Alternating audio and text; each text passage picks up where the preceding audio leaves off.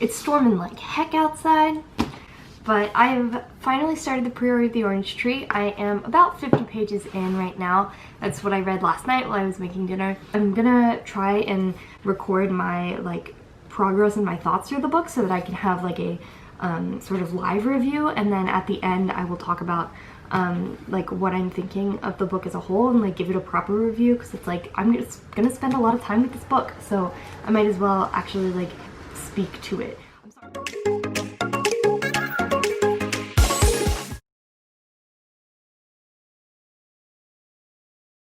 This book is a high fantasy that surrounds women. So the main characters we've met so far, there are a couple of them. Two of them are Eid, but she is a girl who has risen through the ranks at court to become a like close servant or lady-in-waiting to the Queen Sabrin, and she is also an assassin slash spy figure generally, and she is using her abilities to keep people from murdering the Queen before the Queen can get married and have a child.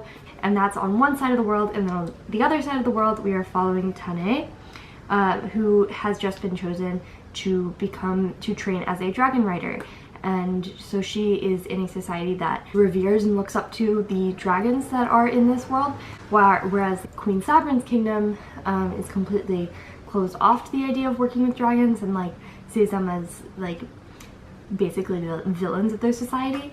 And those are like the two main characters that are outlined on the back. There are others we've met in like point of view pieces so far, and so I'm interested to see really like who takes the plot and drives it forward apart from these two young women. I get the sense that there's like a lot of it's gonna be a big cast, and there's gonna be a lot of political intrigue, and I'm really interested to see how the characters interact, because it seems like right now they're kind of separated from one another. And so yeah, I'm really looking forward to how they come together. But at this point I remember a lot of details about the two main characters, and I am remembering the kind of threads that we've been introduced to across the plot lines. And so like I feel like Samantha Shannon is doing a good job of laying out details so that we can kind of follow along with at least the two main characters, and like point out, like help us understand the political intrigue and the stakes of the world in a way that makes sense. There are a couple things that are like bigger jumps, but I think that's just because me as a reader, like I haven't read a high fantasy like this in a while, so I'm like expecting things to be more laid out for me, and they're not. Like there's more work required of the reader in high fantasy, and so I think Samantha Shannon is doing a fine job at this point in time of like giving us the details we need, but also expecting the reader to bring something to the book and to bring like a willingness to learn and a willingness to really get invested in the traditions and politics and odd cases and positions of this world. So that's where I'm at with it. This is kind of like the I just started the book piece. I don't know how many parts of this book there are, but I finished part 1. I'm really invested in Eid's story. I'm thinking about all 4 of the stories that are kind of playing out here. There are like 4 plot lines we follow, and I'm most invested in Eid's. I think after that, like I'm equally invested in Tane and Ardeloth's stories, and then I'm least interested in our old doctor friend Nikolai's. Just because like his kind of story arc happens sort of after the prime of his life, and so he's doing a lot of like, he's more of this like wise old like piece putter together, I guess. Like he's part of the information you get about the book, but he's also like a critical figure that the other characters are surrounding, but we don't really know that yet. So his story kind of has less like forward drive and is more used as like something that slows down the story in a way, which you kind of need. You need like breaths of air. And I think also Tane's story works that way as well, because it's like a ramping up of what her like her storyline is kind of ramping up, where we're seeing a lot of like sort of training montages and proving herself moments, but we're not like, it's not as kind of like intense or like central as Eid's story. Eid's story is most central. I guess most of the like driving political action is happening with her, and so I feel like her story is definitely the most compelling right now. I was really upset. There is a character who something not great happens to them around where I was in the book, and that like hurt my soul. I was sitting on the couch being like, no, this better not happen, and then it did, and I was like, and I know why the story needed it.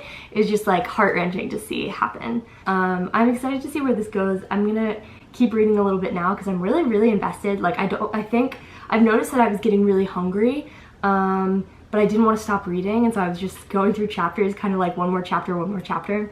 But now that I've reached like a part 2 page, I'm like relieved because I can actually like get up and go prepare dinner and stuff. But I'm completely engrossed in the pages, and some of the moments, especially between Sabrin and Eid, are just so like captivating. Like I hold on to every word and really just like feel the kind of tension and the like intimacy and the care with which Samantha Shannon is illustrating the scenario, where like Eid is trying to be loyal to Sabrin and like protect her, but she's also like trying very hard to keep her own secrets, and you can see that like there are very clear like boundaries and lines that bad things could happen very easily if those lines are crossed. And so it's really interesting to see their interactions where Eid is tiptoeing these constant boundaries at all times, and so it's very like there's a lot of friction in those interactions, and I really love seeing that. So I'm gonna go finish dinner and read more of this while it cooks, and I will catch you up on my next big reading chunk when it happens.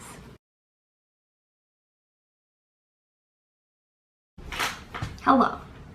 I'm now 3/4 of the way done with the Priory of the Orange Tree, and I didn't actually record when I finished part 2 because I was so just like emotionally devastated. Which is a really good sign of a book, right? Yeah, I actually tweeted last night that if the book continued the way it was going, I was going to absolutely rate it 5 out of 5 stars. And so I just want to like talk about what I was feeling then, and then move on to what I thought of the third section of the book. So part 2, I think once again, Eid's story is the best story, and I'm far less interested in everyone else, but I think like I can see why everyone else's story is like integral to building the overall plot. I just like I'm so focused on Eid's storyline and like what's happening with Sabrin that like everything else just kind of fades away, and I feel like I'm just like it honestly like it feels like I'm just gaining information that like boosts this main storyline plot that I have going on. And like I know that's not how the story is actually structured, and like I do like care about all the characters or whatever, but like it's all secondary to this main plot, and I think that's like what's kind of supposed to happen, right?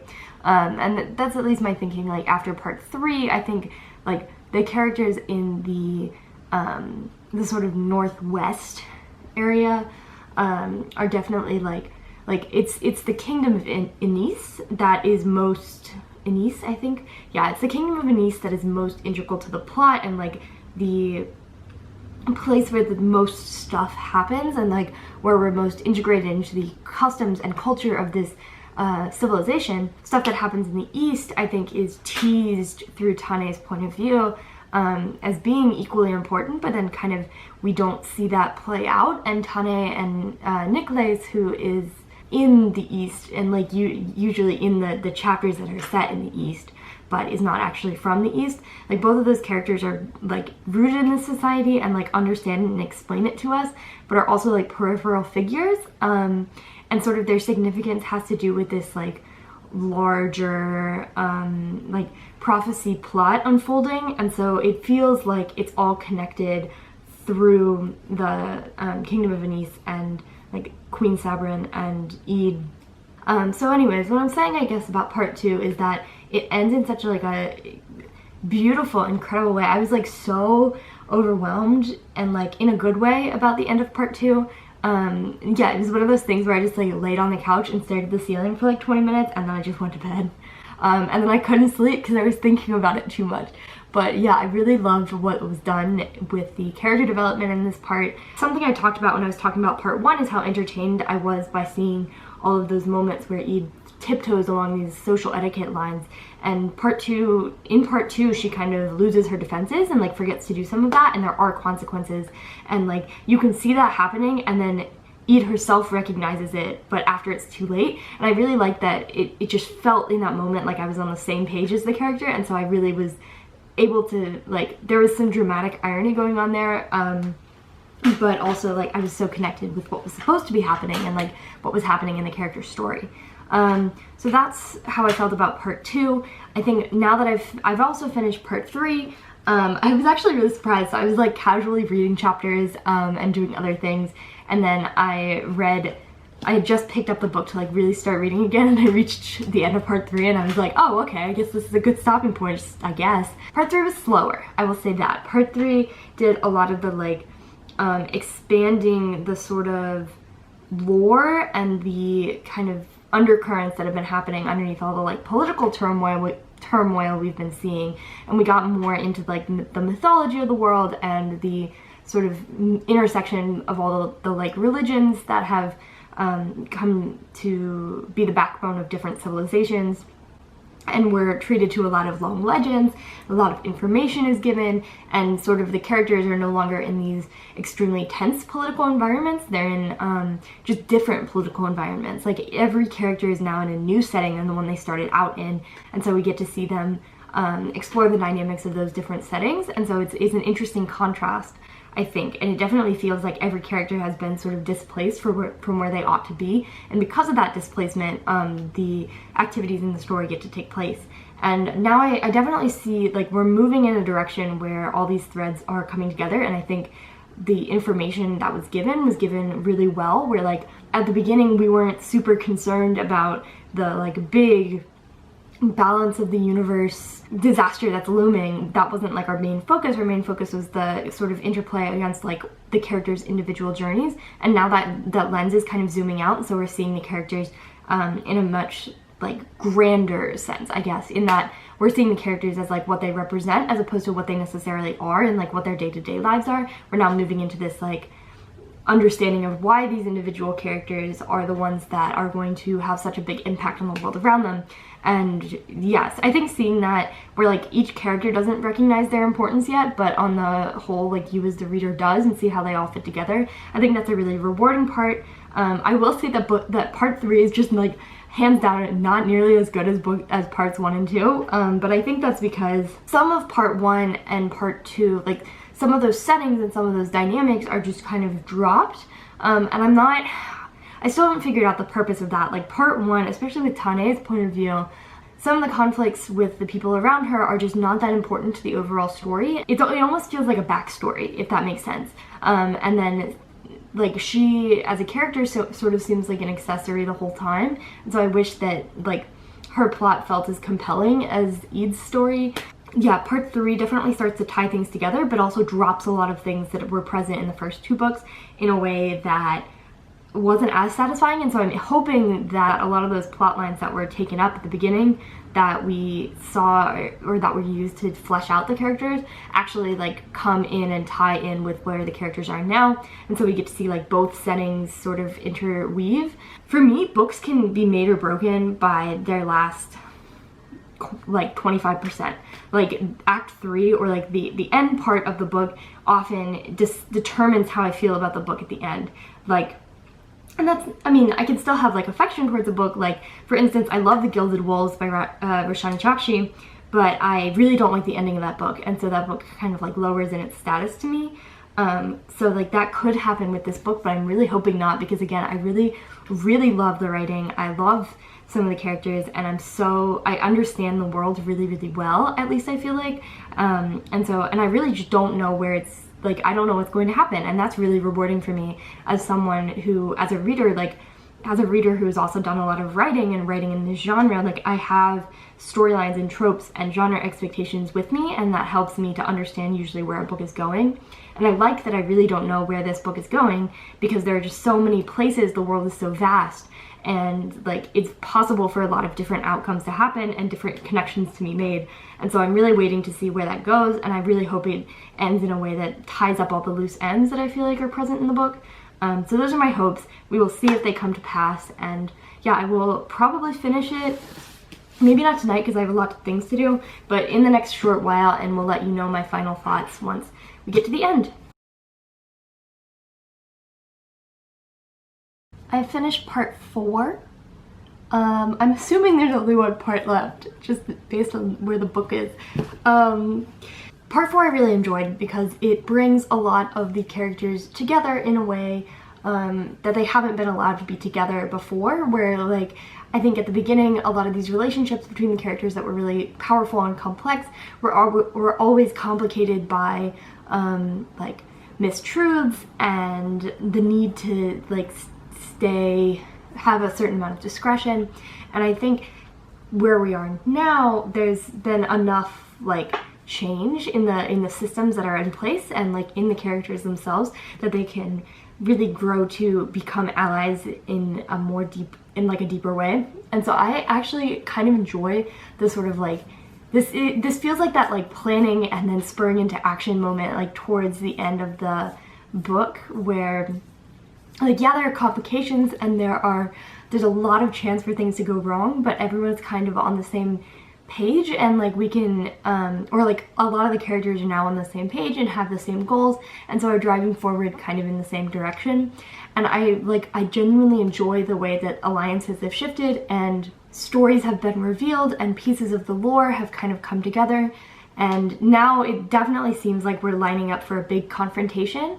And like the book has kind of shifted from this sort of like foregrounding of every character needs to make their own path in this complicated world, and now we're kind of in a place where kind of the characters' individual paths are not going to mean anything if the world is destroyed by this like rising force of chaos. And so it brings the characters together in a way that feels very convincing, and I like thoroughly enjoy some of the surprises, like surprise shift of allegiances that have happened. And like I really respect the way that a lot of these things have come together. Like the way that the story is going makes sense, but I still have no idea what's going to happen in the end. Like I still feel like, you know, all the forces are aligning, but I don't know how it's gonna end up. And so that's actually really cool for me. Like I thoroughly enjoy not knowing, but I'm very excited, especially for like the role that Sabrin has begun to take on, and the way that she and Loth and Margaret and a lot of the other characters in the Inesian court, I like that they have been exposed to new ideas and have been kind of forced by the extreme circumstances they're in to reconsider the way that they've always done things and think more critically about the world that they're in and the I guess life that they want to leave after the big conflict is said and done. What will you do if you survive? What will you do if the world were different? What would you do if this threat wasn't a thing? I think that really starts to, I really like that technique as a way to just like flag where we are in the book and remind us of like the stakes of the individuals now that they've become by necessity way more collective as a group.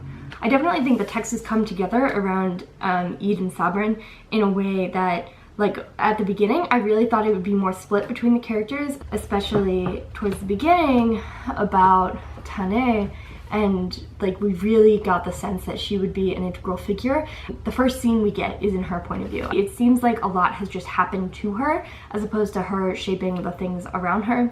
And part of what's been done to Tane, or like what's happened to Tane, is she's like found out that she has a bigger role in this big overarching story, but it's not really one that she chose. It's one that she kind of just like fell into, as opposed to like Eid's story and Lot's story, where they like make choices that like big choices too, to figure out like what side they're going to take and what role they're going to play in the overall story.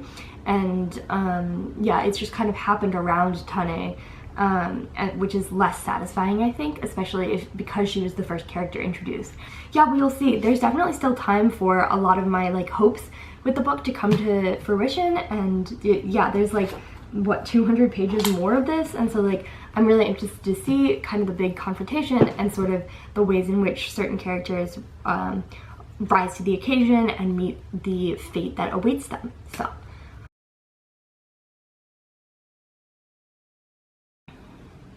you know, I liked the ending. Like, I did.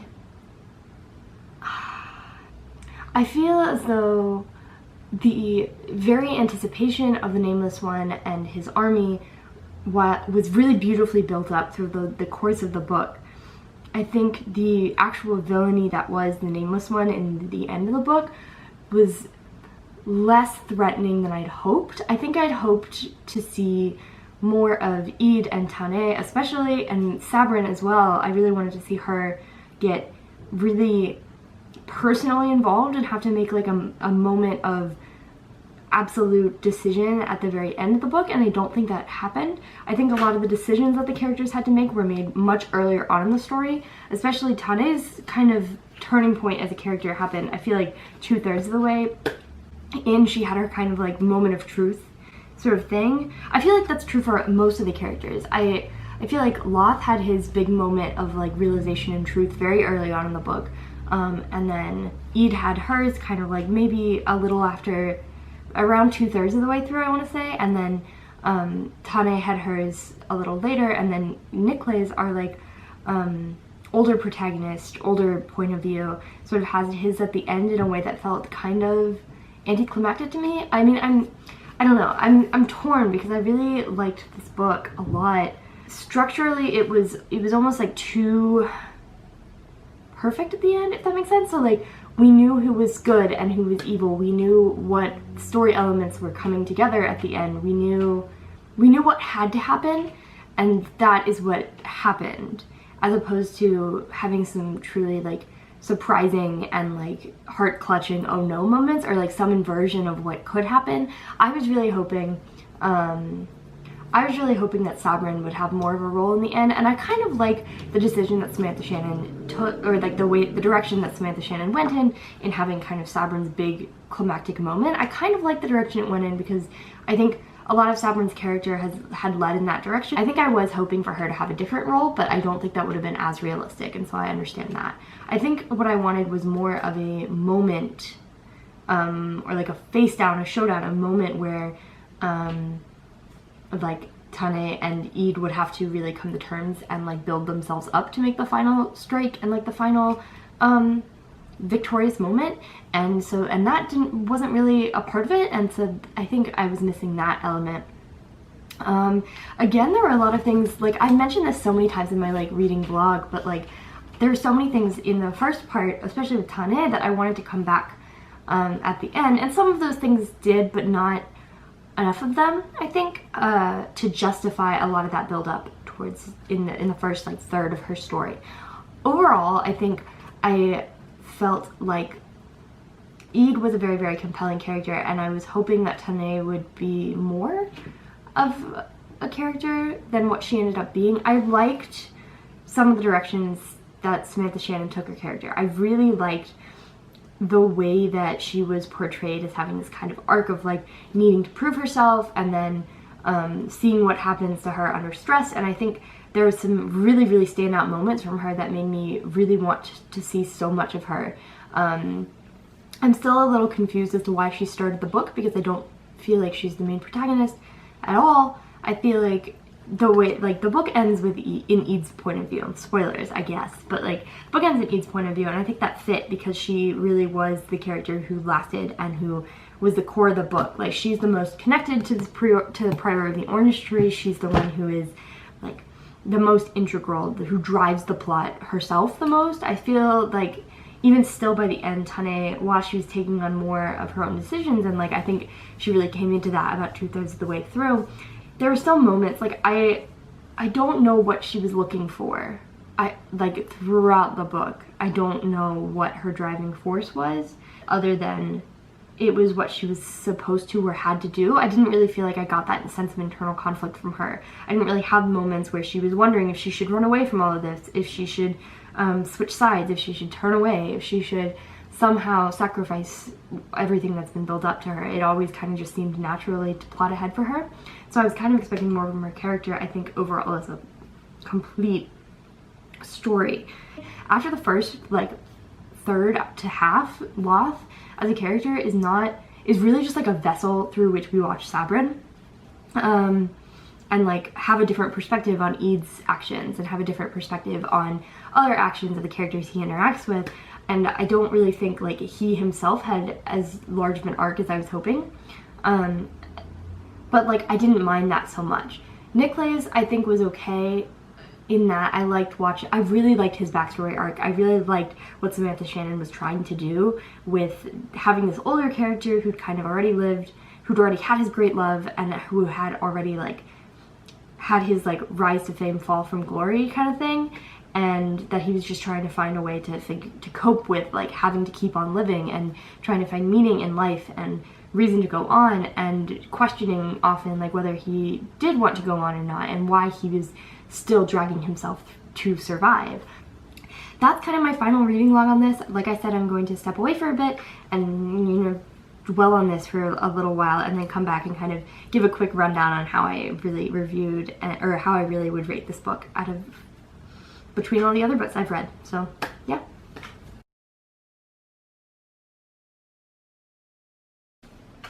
Hello, good afternoon. Just an FYI, just a heads up.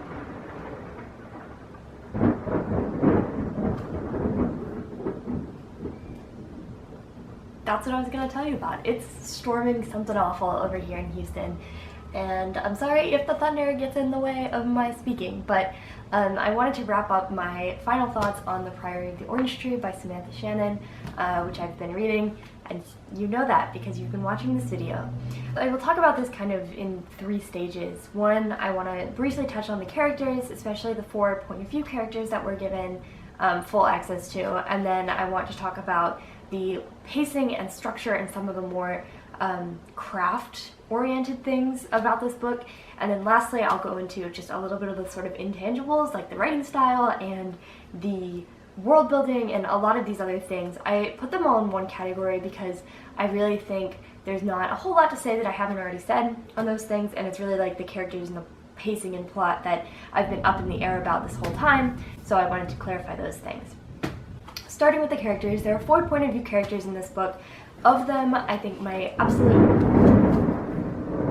the character I was most interested in was Eid. Her storyline is most powerful at the beginning. She is in a very strange position where she has to kind of tiptoe through her life and balance a whole lot of different plates and form relationships, all on the back of that she's somebody she's not. And that is just a very interesting character dynamic. We get to see her make a lot of choices in the story, and that's what's really valuable to me, that everything she does, every inch of her plot is driven by the choices she's making. A lot of the obstacles she faces are ones that are only there because of a choice that she made. And that made her a very compelling character to follow and a very compelling part of the story.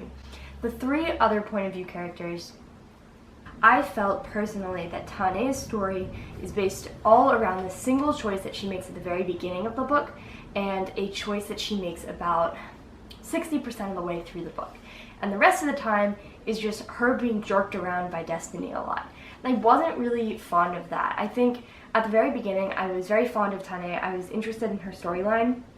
But then as the book went on, we kept kind of going back to this one major decision she made, like in the first chapter of the book, in a way that didn't feel like Tane had any more like ability to control the events of the world around her. And I felt that she was less of a compelling character because she was mostly just dragged around by a singular choice she made at the beginning.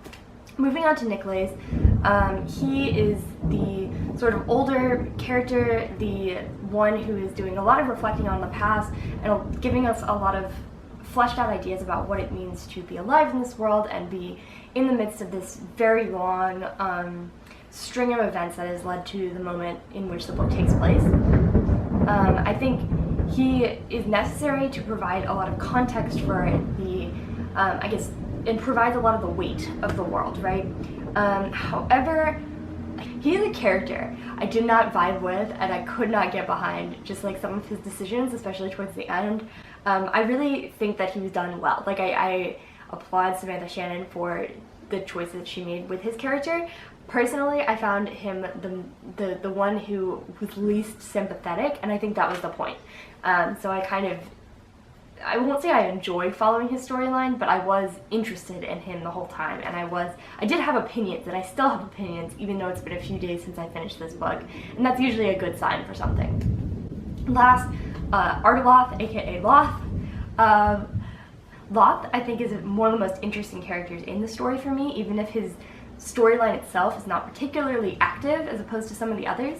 He is very much the guy whose whole worldview is being flipped upside down throughout the course of the story, and I found him very interesting because of that. He's constantly having to go up against things that just completely challenged the way he views the world, and he reacts in a way that feels kind of nuanced and thoughtful, and I just really enjoyed watching him struggle over and over again with these things that came into his life to really challenge the worldview that he built up around himself.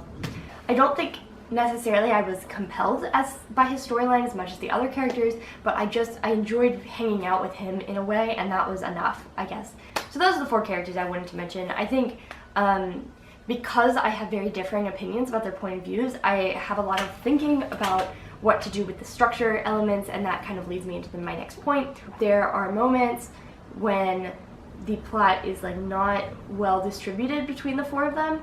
I especially take issue, and I mentioned this a few times, with the very beginning of the story builds up Tane's storyline in a way that feels like you're getting a lot of context about the people that are in her life, you're getting a lot of context about the rivalries and the friendships and the families or the found families that she's kind of constructed around herself, and then a lot of that just kind of gets taken away and doesn't really come back in a meaningful way through the story. I think Tane's storyline is strongest in the beginning, and then there are a few other standout moments that she has, don't get me wrong, but at the end of the story I didn't really feel like she had gone on a complete character arc. I feel like she'd been built up to have one and then just kind of was dragged along by the other characters, and that bothered me, and I think it still bothers me most, and that's why I'm doing the most complaining about like her parts of the story. I think the only other complaint I have is the way that the pieces fell together in the end. The stakes of this story are huge and wonderful and interesting. We're simultaneously watching characters have their own personal conflicts to move through and their own relationships to sort out, and then we're looking at the nationwide level. You know, there are rebellions to counter, and there are like revolts against major systems to be had, and there are political battles inside of royal courts to be fought, and it's all very climactic in that way, and there's a lot of build-up in those elements, and I really enjoyed watching the political drama play out. And on top of that, you also have this like society-wide cultural moment being defined with the threat of a big chaotic entity that threatens all of the world's existence, and we have to kind of rise up and do something about it, right? And that storyline was given a lot of stake rising and a lot of weight given to it, but in the end I did not feel like that was particularly handled as the epic battle and the epic sequence that it should have been.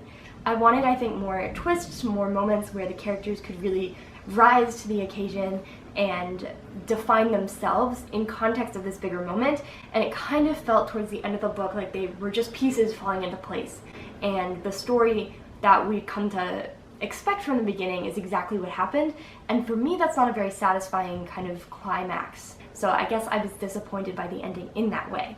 I did really like the ending, like the end chapter is where it shows us what the surviving characters do next and so on and so forth. I did really enjoy those. I really enjoyed that it was not like a perfect happy ending necessarily. Like there were things that needed to be resolved and there are things that needed to settle, and I really enjoyed the kind of possibilities that were teased out. They felt very much like they fit with what the characters were gunning for the whole time. Lastly, the intangibles. I was really captivated by this world. I really enjoyed the sort of political factions that existed. I absolutely loved this overarching religious conflict.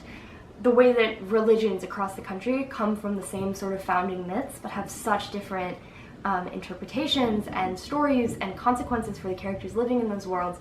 I also thought the discussion of like what the point of a royal is and what the point of someone in power is, and what like how much are they a like leader and how much are they a figurehead and how much are they a symbol. All of that's super interesting to me. That's like one of the things I really want to study historically, and I really thought there was a great conversation in this book about those things. I found myself reading this book hundreds of pages at a time. If there hadn't been part breaks, I probably would have just gotten so confused and overwhelmed while reading it and read the whole thing. I often found myself reading until like my stomach was growling so much that I just had to go make dinner. And even then I would like read while eating, read while cooking. It was definitely a captivating book. I definitely wanted more from the ending, and I think my interest really hit its peak around part 2, which is only like 40 to 50% of the way through the book, which isn't great. But again, I don't regret reading the book at all. It's not like I wanted to stop reading, you know? So there you have it. Those are my final thoughts on the Priory of the Orange Tree. Overall, I do recommend this book. I predicted by the time I read part 2 that I was going to rate it 5 stars, but the fact that I was most interested at the end of part 2 is kind of making me want to drop it down a little lower, so we'll see what I end up doing on Goodreads. But that is my final opinion on this book, and I'm very glad I read it, and I hope you do too. I hope this was interesting to you. If you want to see me do sort of a live read of these books again, of books that are this long and grand again, let me know. And I really enjoyed doing this, although I don't think I'd be able to do it for every book, because usually I read a book in 1 or 2 sittings. This one is kind of an exception because it was so long, but I do want to read long books in the future. So let me know if this sort of long book thing was interesting to you, and I will see you guys in the next video I post.